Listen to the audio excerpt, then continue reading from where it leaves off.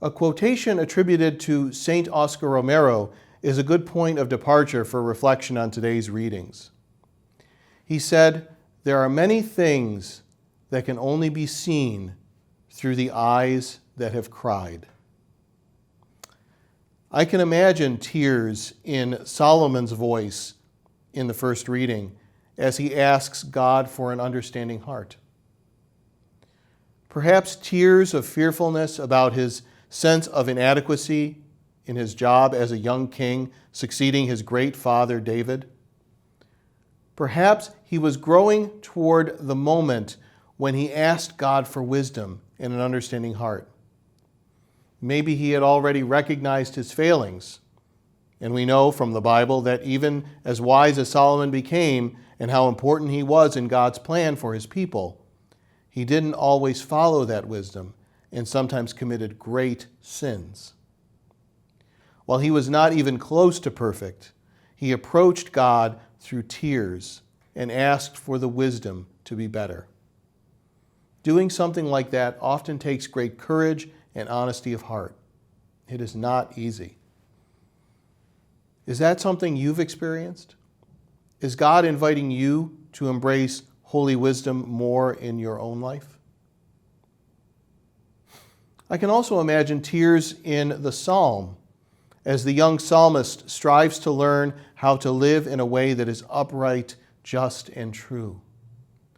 Like Solomon, that young person seeks a relationship with God to mentor them in those paths.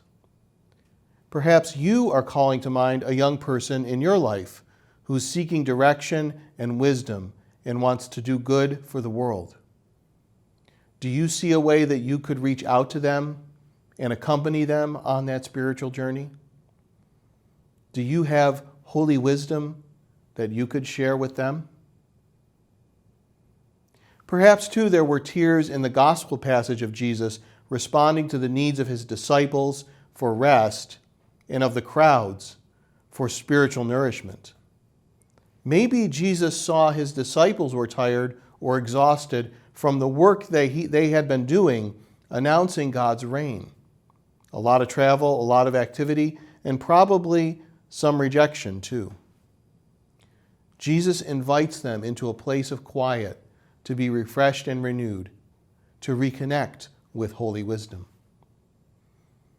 However, Jesus is also aware of the needs of the many who came to hear him.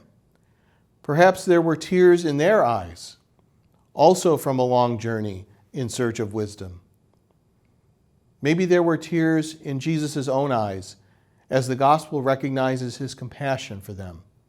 He sees them as sheep without a shepherd. You know, compassion literally means to suffer with. I think we can all find in our lives when our compassion for suffering of others has moved us to tears, or we have felt the sting of suffering, loss, rejection, or hurt, and tears have welled up. As we consider the gospel and Jesus' response to his disciples and to the crowds, we might ask ourselves, how well do we respond to the call of Jesus to rest, reflect, renew our spirit, and be restored by holy wisdom for the work of discipleship? And when those whose needs are far greater than ours seek healing and mercy for their own suffering and loss, are we prepared to respond from the well of holy wisdom from which Jesus invites us continually to drink?